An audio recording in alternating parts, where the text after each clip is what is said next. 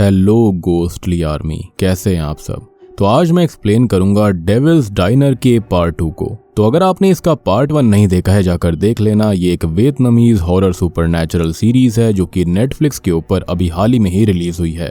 आपको पार्ट 1 बहुत ही ज्यादा पसंद आया था, जिसके चलते पार्ट 2 मैं जल्दी से जल्दी लेकर आ चुका हूँ। और पार्ट 3 यानी कि जो फाइनल एपिसोड होगा वो कल ही आने वाला है, जिसके अंदर हम एपिसोड 5 और 6 के बारे में डिस्कस करेंगे। तो जल्दी से पार्ट 1 देख लीजिए, अदरवाइज आपको ये सीरीज बिल्कुल भी समझ में नहीं आने वाली। उसका लिंक आपको नीचे डिस्क्रिप्शन, पिन कमेंट दोनों में मिल जाएगा। तो चलिए अब बिना किसी देरी के चलते हैं सीधा वीडियो की तरफ।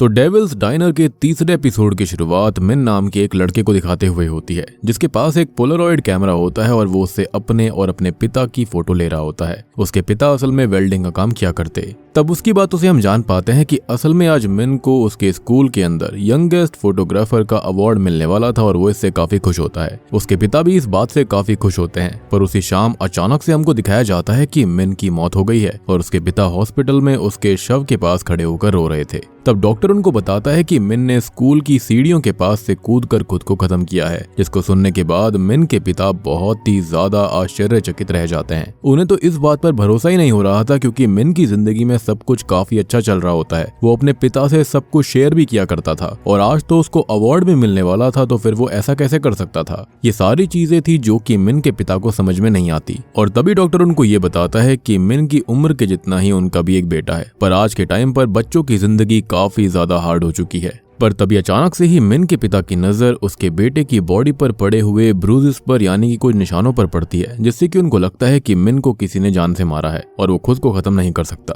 पर डॉक्टर के हिसाब से वो मार्क्स असल में जमीन से टकराने की इम्पैक्ट की वजह से आए होंगे, क्योंकि अगर मिन को किसी ने मार कर गिराया होता तो उसके सर के पीछे चोट लगनी चाहिए थी। पर क्योंकि उसने खुद को खत्म किया है, इसलिए उसके सर के आगे चोट लगी थी। ये सब जानने के बाद मिन के पिता घर जाकर रोते हुए मिन के रूम में उसके पोलरॉइड कैमरा से खींची गई सभी तस्वीरों को देखते हैं और रोने लगते हैं। उनमें से एक तस्वीर उस डाइनर के अंदर मौजूद बल्ब्स और गेट की भी होती है, जिस पर डेविल का सिंबल बना हुआ था, यानी कि वही डाइनर जिसके अंदर अजीब सी डील्स हुआ करती थी।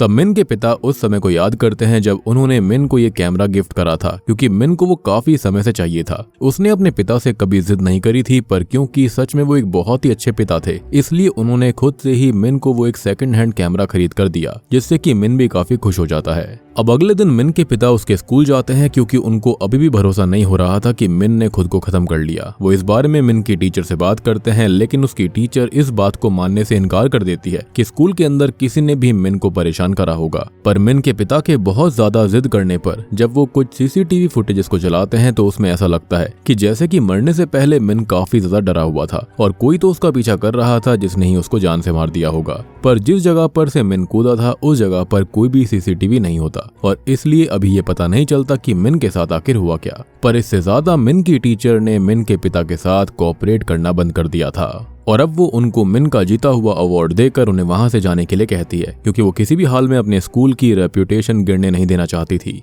जब मिन के पिता स्कूल से जा रहे होते हैं तभी अचानक से उनके पास टान नाम का एक लड़का आता है, जो कि मिन के साथ ही पढ़ता था। अब वो मिन के पिता को उसकी मौत के बारे में जानने के लिए मिन की ही क्लास में पढ़ने वाले एक लड़के टू से बात करने के लिए कहता है। लेकिन अगले ही पल मिन के पिता देखते हैं कि टू अपने कुछ दोस्तों के साथ टान को मारने के लिए आ रहा था, जिस वजह से टान और कुछ नहीं बता पाता और वहां से भाग जाता है। टू भी बस मिन के पिता की एक झलक देखकर वहां से भाग गया था। तब मिन के पिता को याद आता है कि मिन के कैमरा के अंदर टू की भी एक फोटो थी। अब वो तब टू का पीछा करते हैं, जो कि टान को मार रहा होता है, क्योंकि टान ने उसको गे बोल दिया था और टान खुद भी एक गे होता है, पर टू के हिसाब से वो स्ट्रेट था। अब जैसे ही टू की नजर मिन के पिता के ऊपर पड़ती है तो वो तुरंत ही वहां से भाग जाता है और मिन के पिता भी समझ जाते हैं कि टू ही वो लड़का है जिसने टान की तरह ही मिन को bully करा होगा। वो इस बारे में टान से बात करने की कोशिश करते हैं, लेकिन वो चुपचाप वहां से चला जाता है और वो इस बारे में किसी को कुछ नहीं बताना चाहता था। अब जैसे ही मिन के पिता पलटते हैं तो उनकी नजर सामने मौजूद डाइनर पर पड़ जाती है, जिसकी फोटो मिन के फोटो कलेक्शन के अंदर थी। इसलिए तब वो उस डाइनर के अंदर चले जाते हैं, जहां जाने पर उनकी नजर सामने बने हुए भयानक डेविल्स डोर पर पड़ती है और वहां पर उन्हें हरे जल रहे बल्ब भी दिखाई देते हैं, जिसको देखने के बाद वो काफी ज्यादा शॉक्ड रह जाते हैं कि ये कैसा डाइनर है। कहीं ना कहीं सामने मौजूद डेविल्स डोर जो होता है वो उनको अपनी तरफ आकर्षित कर रहा था। तभी अचानक से बारटेंडर वहां पर आ जाता है और उनको बताता है कि ये दरवाजा उसने ही अपने हैंड क्राफ्टिंग के जरिए अपनी पिछली जिंदगी में बनाया है और अपनी इस लाइफ में वो इस जगह पर काम करता है। ये बात काफी ज्यादा अजीब होती है। तब बारटेंडर उनसे पूछता है कि अगर वो देखना चाहते हैं कि उस दरवाजे के अंदर क्या है तो उनको दरवाजे पर लगे हुए चक्के को यानी कि व्हील को घुमाना पड़ेगा। मिन के पिता ऐसा करने की कोशिश करते हैं और बारटेंडर की शक्ल देखकर लग रहा होता है जैसे कि वो विश कर रहा हो कि वो व्हील घूम जाए, लेकिन मिन के पिता उसको घुमा नहीं पाते। इसलिए उनको लगता है कि शायद बारटेंडर उनसे मजाक कर रहा था, जैसे कि अंदर सच में कुछ हो। तब बारटेंडर तो उनको ऐसा ही प्रिटेंड करता है कि हाँ वो मजाक ही कर रहा था, लेकिन एज अ व्यूअर हम समझ पाते हैं कि मिन के पिता के भी गेट ना खोल पाने की वजह से उसे कितना बुरा लग रहा था। शायद उस दरवाजे से उसके बाहर जाने का रास्ता जुड़ा हो सकता था। हो सकता है कि उसने और भी बाकी सारे कस्टमर्स ने ये चीज कोशिश करी होगी, लेकिन कोई भी सफल नहीं हो पाया। खैर अभी मिन के पिता डाइनर में ड्रिंक करते हुए बारटेंडर को अपने बेटे की मौत के बारे में बताते हैं, जिसको सुनकर बारटेंडर को सच में काफी बुरा लगता है। उस दौरान मिन के पिता चाहते थे कि वो टू से मिन की मौत का बदला ले, लेकिन ऐसा नहीं हो सकता था। उनके अंदर एक अच्छा इंसान था जो कि उनको ऐसा करने से रोक रहा होता है, क्योंकि वो यही सोच रहे थे कि टू भी किसी का बेटा है। पर तब बारटेंडर मिन के पिता को समझाता है कि अगर मिन के पिता की जगह टू के पिता होते तो क्या वो भी सब के बारे में सोचते। ये बात सुनने के बाद मिन के पिता कुछ सोचते हुए अचानक से स्कूल में चले गए थे, जहाँ पर वो मिन के टीचर से टू के बारे में सब बताते हुए उनसे उसके पिता को बुलाने के लिए कहते हैं, लेकिन टीचर ऐसा करने से साफ इनकार कर देती है। और क्योंकि अभी मिन के पिता ड्रंक हालत में थे, इसलिए सिक्योरिटी से कहकर टीचर उसको बाहर निकलवा देती है।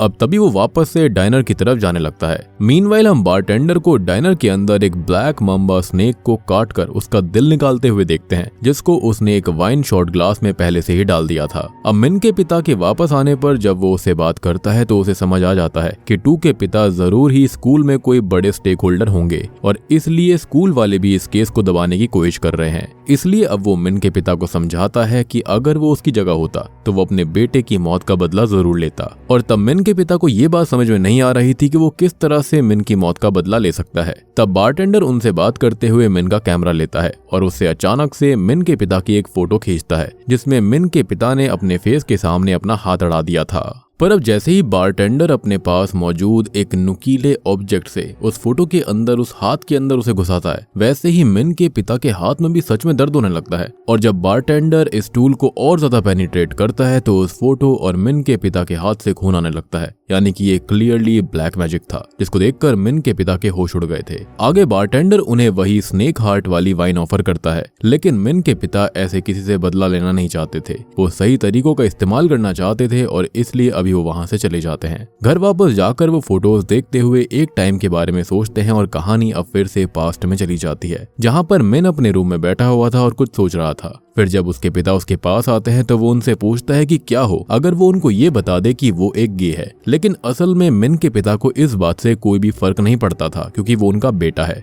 और वो अल्टीमेटली बस मिन की खुशी चाहते थे। अगर मिन गे रहकर खुश था तो वो उसके अंदर भी खुशी थे, जिस पर मिन को काफी अच्छा लगता है। तब मिन उनसे ये पूछता है कि आपको कभी इतना गुस्सा आया है कि आप किसी की जान ले लो, जिस पर मिन के पिता मना करते हैं, पर ये जरूर कहते हैं कि अगर कभी मिन को कोई परेशान करेगा तो हाँ वो उसकी जान जरूर ले लेंगे। अब प्रेजेंट टाइम में ये सब याद करके वो अगले दिन स्कूल में टू के पास जाते हैं, जहाँ पर टू को उसके दो दोस्त जो होते हैं वो गे बोलकर चिढ़ा रहे थे, पर टू भी उन्हें बराबर रिप्लाई कर रहा होता है। तभी अचानक से टू के पास मिन के पिता आकर उसे उल्टा सीधा बोलने लगते हैं, क्योंकि अगर टू को सब लोग ऐसा बोल रहे हैं तो स्कूल के अंदर उसके पिता की भी काफी बेइज्जती हो सकती थी। टू के पिता को देखते ही मिन के पिता उनके पास जाते हैं और उन्हें बताने की कोशिश करते हैं कि टू ने उसके बेटे की जान ली है, पर टू के पिता उससे काफी ज्यादा बुरे होते हैं। वो मिन के पिता को ही उल्टा धमकाते हैं, क्योंकि मिन के पिता के पास कोई एविडेंस नहीं था, कोई सबूत नहीं था। इवन टू के पिता ने मिन के पिता को मारने तक की धमकी दे दी थी। लेकिन यहाँ पर हम नोटिस करते हैं कि टू के पिता का टू के साथ में बहुत ही बुरा बर्ताव था। उसको अपनी इज्जत की सबसे ज्यादा टेंशन रहती थी और इस बात ने उसे काफी घमंडी भी बना दिया था। अब उन लोगों के वहां से जाने के बाद में मिन के पिता कुछ सोचने लगते हैं, और क्योंकि उसे इस तरह से इंसाफ नहीं मिलने वाला था, इसलिए उसने बारटेंडर के तरीके को अपनाने का फाइनली फैसला कर लिया। लेकिन हम देखते हैं कि तब बारटेंडर ने एक और नई डिश बनाई हुई थी, जिसके अंदर स्नेक को ऐसे प्लेट पर सजाया हुआ था जैसे कि वो अपनी पूंछ को खा रहा हो, यानी कि इन्फिनिटी बन रहा था। और वो उस डिश को wine sauce, deep fried butter और उसे स्नेक के खून के साथ सर्व करता है। और अगर मिन के पिता सच में बारटेंडर के साथ डील करना चाहते थे तो उसको वो पूरी डिश खानी पड़ेगी। जिसके बाद ही मिन के पिता बारटेंडर की तरह उस पोलरॉइड कैमरा से फोटो खींचकर उसके जरिए किसी की भी जान को ले सकता था। अब शुरुआत में तो मिन के पिता को ऐसा लग रहा होता है कि वो इस कैमरा के जरिए टू की एक फोटो लेंगे, जिसके बाद में वो उसका कन्फेशन लेंगे कि आखिर मिन को किसने मारा। पर जब बारटेंडर को ये बात पता चलती है तो वो मिन के पिता को समझाता है कि अगर ऐसा ही करके जस्टिस लेनी है तो वो टू को माफ कर दे, क्योंकि फॉरगिवनेस से बड़ी कोई भी जस्टिस नहीं होती। ये बात बारटेंडर ने वैसे तो सही बोली थी, लेकिन जो मिन के पिता को गुस्सा होता है वो उनके ऊपर हावी हो जाता है और वो टू को माफ करने से साफ इनकार करते हुए डिश को खाने लगते हैं। पर डिश को खाने से पहले ही बारटेंडर उनको बता देता है कि पोलरॉइड कैमरा की वजह से जो भी इंसान मरेगा उसकी सोल बारटेंडर की हो जाएगी। मिन के पिता इस पर मान गए थे और उसने उस स्नेक डिश को खा लिया था। तब बारटेंडर उसको बताता है कि टू अभी उसे कहां पर मिलेगा। तब मिन के पिता डाइनर से एक वीरान वाटर टावर के पास जाते हैं जहां पर मिन अक्सर आया करता था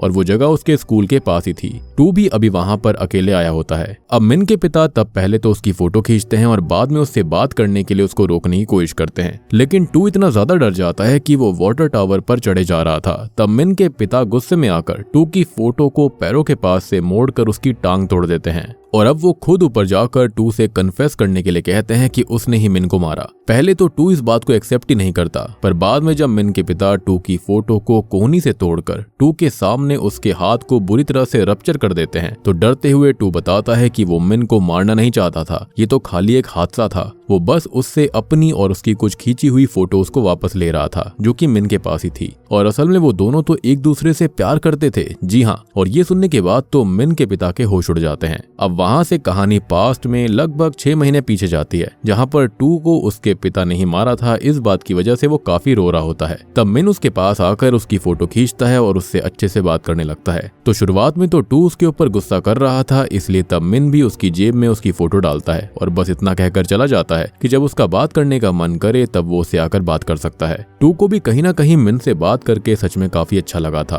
और वो खुद भी इस बात को जानता था कि वो गे है, लेकिन वो अपने बुली नेचर की वजह से इस चीज को छुपा लेता था, क्योंकि अगर ये बात उसके पिता के सामने आ जाती तो वो उसको बहुत ही ज्यादा मारते और पता नहीं उसके साथ में क्या क्या होता। खैर, अब टू अगले दिन मिन से मिलने के लिए उसी वाटर टावर पर जाता है। वो दोनों ज्यादातर समय वहीं पर बिताने लगते हैं, जिस बीच हम देखते हैं कि मिन जो होता है वो टू और उसकी फोटोज खींचता रहता था। अब आगे जब एक दिन टू के पिता उसको फिर से मारते हैं तो मिन उसको समझाता है कि वो अपने पिता की वजह से खुद के असल नेचर को छुपा नहीं सकता, ना ही चेंज कर सकता और उसे कुछ भी चेंज करने की जरूरत नहीं है। वो जैसा है वैसे ही अच्छा है और उसको किसी को भी बुली नहीं करना चाहिए। तो टू भी इस पर एग्री करता है और जब उसे ये बात पता चलती है कि मिन के पिता को उसके गे होने के बारे में सब पता है तो वो काफी शॉक्ड हो जाता है, क्योंकि अपने पिता से वो कभी ये बातें शेयर नहीं कर सकता। पर तब उसको शांत करने के लिए मिन पहली बार उसे किस करता है और उसको भी ये चीज काफी अच्छी लगती है। एनीवेज, अब प्रेजेंट टाइम में मिन के पिता ये जानकर बहुत ही ज्यादा भौचक्के रह गए थे कि अगर टू सच में मिन से प्यार करता था तो उसने मिन को मार क्यों दिया। जिस पर टू बताता है कि असल में वो अवार्ड वाले दिन अपने फादर के रूड बर्ताव की वजह से काफी परेशान था।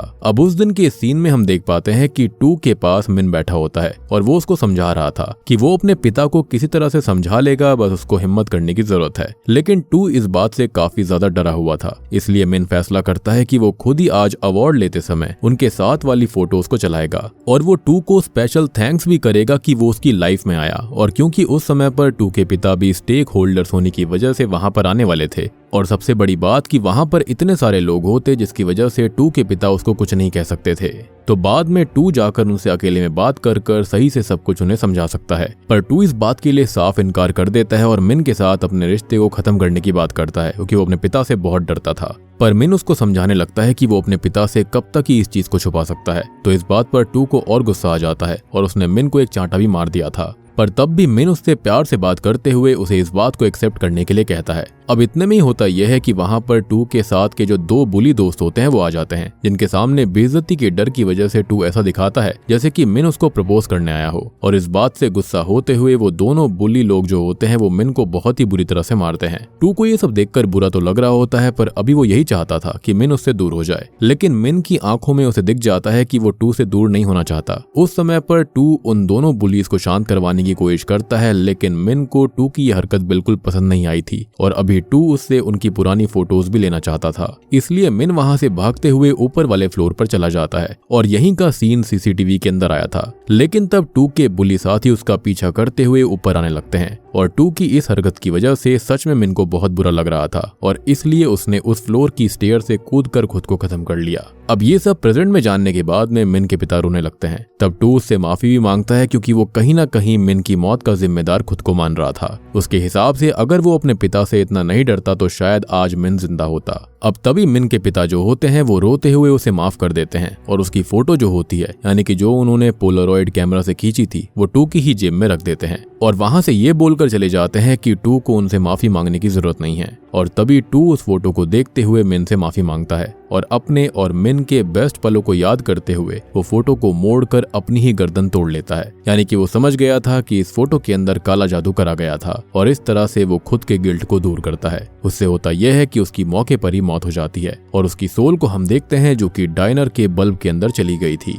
अब जैसे ही मिन के पिता टू की बॉडी देखते हैं तो वो भागते हुए डाइनर में चले जाते हैं और बारटेंडर से टू को जिंदा करने की बात करते हैं, पर बारटेंडर उसको याद दिलवाता है कि उसने तो टू को माफ करने के लिए पहले ही कहा था, लेकिन मिन के पिता को ही रिवेंज चाहिए था, बदला चाहिए था और अब टू जिंदा नहीं हो सकता। ये बात सुनकर मिन के पिता को गुस्सा आ जाता है और वो गुस्से में एक चाकू उठाकर बारटेंडर को धमकाने की कोशिश करते हैं। तभी बारटेंडर अपने पास मौजूद एक बड़े से नाइफ को इस्तेमाल करते हुए ये कहता है कि अगर उसे लगता है कि इन सब में बारटेंडर की गलती है तो वो उसे जान से मार दे। अब तभी अचानक से मिन के पिता पोलरॉइड कैमरा से बारटेंडर की एक फोटो खींचते हैं और उसमें डैगर घुसा देते हैं, लेकिन ये उसकी सबसे बड़ी गलती थी। बारटेंडर ना तो मिरर्स में ना ही कैमरास में कहीं पर भी आता और बारटेंडर के पीछे एक बड़ा सा कैमरा लगा था, जिसकी वजह से मिन के पिता ने जल्दी में अपनी ही फोटो खींचकर उस पर डैगर मार दिया था। और अब जैसे ही बारटेंडर डैगर को उस फोटो से निकालता है तो मिन के पिता की गर्दन से खून आने लगता है और उनकी भी वहीं पर मौत हो जाती है। तब उसकी सोल भी डाइनर के बल्ब में आ चुकी थी, लेकिन मरने से पहले घायल हालत में मिन के पिता ने मिन के पोलरॉइड कैमरे को जमीन पर पटक पटक कर तोड़ दिया था। तब अचानक से उसकी बॉडी वहां से गायब भी हो जाती है और अब तभी हम ये देख पाते हैं कि बारटेंडर एक लड़के की फोटो को देखकर काफी इमोशनल होने लगता है। हो सकता है कि शायद से ये उसका कोई रिलेटिव होगा या बेटा होगा। और इसी के साथ में तीसरा एपिसोड भी खत्म हो जाता है।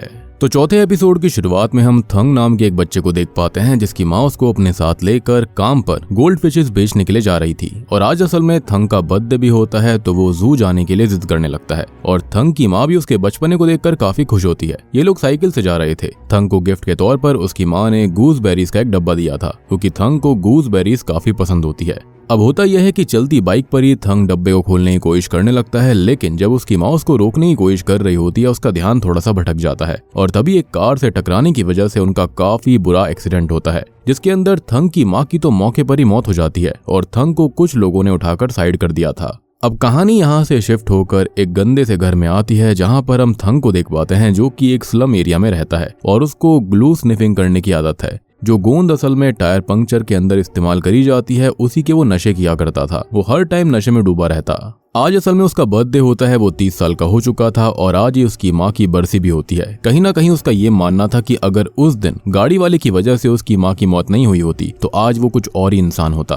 अब तभी वो खड़ा होकर खुद को शीशे में देखता है जहाँ पर वो अभी भी अपनी माँ के बारे में ही सोच रहा था कि तभी उसके घर में उसकी लैंडलेडी आती है जो कि थंग की माँ के ऑल्टर पर फ्लावर्स रखने के लिए आई थी। वो थंग की हालत देखकर उसको समझाती है कि उसे ग्लू स्निफिंग नहीं करनी चाहिए क्योंकि उससे उसकी जिंदगी बर्बाद हो रही थी और आज थंग को किराया भी देना था और अगर उसकी लैंडलेडी की बेटी उसके घर की ऐसी हालत को देख लेगी तो वो उसको तुरंत ही घर से बाहर भी निकाल देगी। थंग भी इस बात को जानता था, लेकिन वो रेंट देने के लिए कुछ और वक्त मांगता है क्योंकि उसके काम का पैसा उसे अभी तक मिला नहीं था, जिस पर उसकी लैंडलेडी मान जाती है। पर वो थंग को उसकी माँ के बारे में याद दिलवाते हुए कहती है कि वो सच में एक बहुत ही अच्छी लेडी थी और जब भी पहले वो काम से वापस आया करती थी तो हमेशा ही लैंडलेडी के लिए हर्बल टी वो लेकर आया करती और थंग को भी अभी गलत आदतें छोड़कर अपनी जिंदगी को सुधारना चाहिए। थंग ये बात सुनकर थोड़ा सा इमोशनल भी हो जाता है। अब जैसे ही लैंडलेडी को ये बात पता चलती है कि आज थंग का बर्थडे है तो वो उसके सामने अगरबत्ती जलाकर उससे अच्छी जिंदगी के लिए विश मांगने के लिए कहती है। तब थंग रोता हुआ वहां से ये बोलकर चला जाता है कि अगर ऐसे विशेष पूरी हो सकती हैं तो वो चाहता है कि उसकी माँ फिर से जिंदा हो जाए। और ये बात सच होती है कि थंग अपनी माँ को काफी ज्यादा मिस करता था। कहीं ना कहीं लैंडलेडी भी इस बात को समझ रही होती है।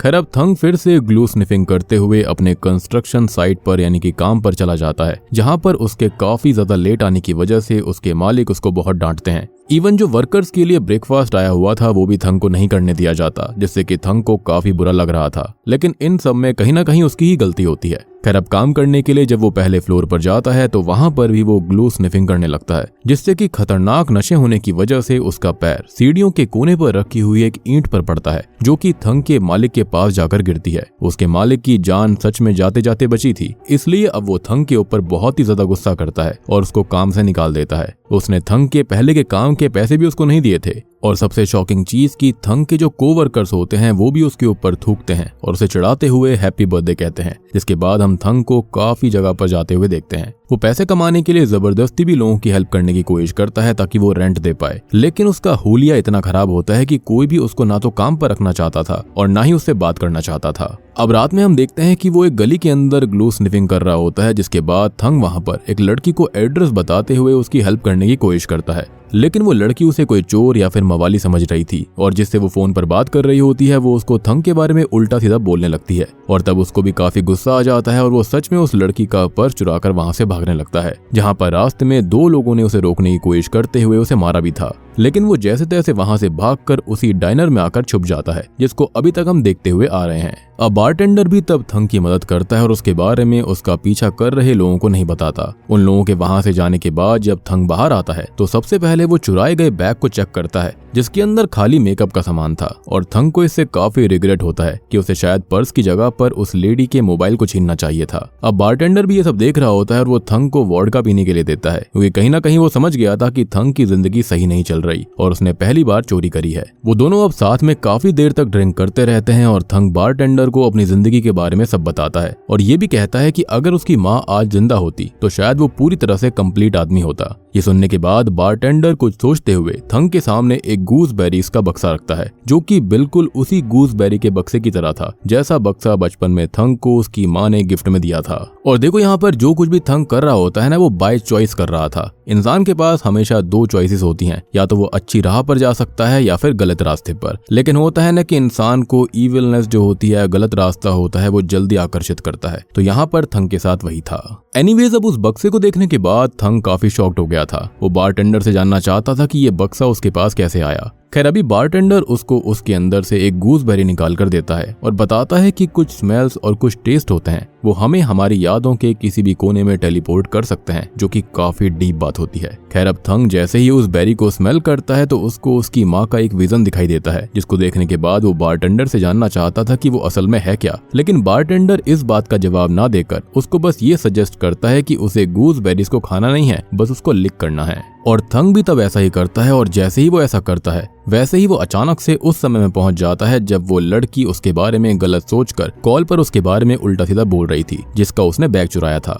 वहां पर इस बार भी थंग उसका बैग चुरा कर भागता है, लेकिन इस बार वो उन दोनों लड़कों से बच गया था जिन्होंने उसे पिछली बार मारा था। और अब वो फिर से वापस इसी डाइनर में आ जाता है, जहां पर बारटेंडर उसके सामने आइसक्रीम और गूसबेरी से बनी हुई एक डिश को रखता है और उसे बताता है कि अगर वो इस डिश को खाता है तो वो पास्ट में जाकर अपनी माँ को बचाने की कोशिश कर सकता है। लेकिन गूसबेरी खाने के बाद ऐसा होगा और एक गूसबेरी की वैल्यू उसकी जिंदगी के 10 साल थे। अब क्योंकि वो 30 साल का था तो उसके पास खाली 3 ही चांसेस थे, और अगर वो पास्ट में किसी वजह से मारा जाता है तो उसकी सोल बारटेंडर की हो जाएगी, यानी कि इनडायरेक्टली वो एक और डील कर रहा था। और तब थंग इस पर मान जाता है क्योंकि वो अपनी माँ को ही चाहता था ताकि वो जिंदा हो जाए। और अब वो पहली गूसबेरी खाते ही उस समय में आ जाता है जब उसकी माँ के साथ ये हादसा होने ही वाला था। उन्हें देखकर वो काफी ज्यादा इमोशनली उनसे बात करने लगता है। इवन अब वो किसी भी हाल में उस गूसबेरी के जार को भी नहीं खोलने वाला था, यानी कि उस बक्से को, जिसकी वजह से ही उसे लग रहा था कि उसकी माँ की मौत हुई। पर तभी उसकी माँ की गाड़ी का बैलेंस रोड पर बने हुए एक गड्ढे की वजह से बिगड़ता है और सेम तरह से ही एक्सीडेंट हो जाने की वजह से उनकी फिर से मौत हो जाती है। जिसके तुरंत बाद थंग की आंखें उसके 30th बर्थडे पर, यानी कि इसी एपिसोड के शुरुआत में खुलती है, यानी कि उसका पहला चांस खत्म हो चुका था और उसकी जिंदगी के 10 साल भी खत्म हो गए।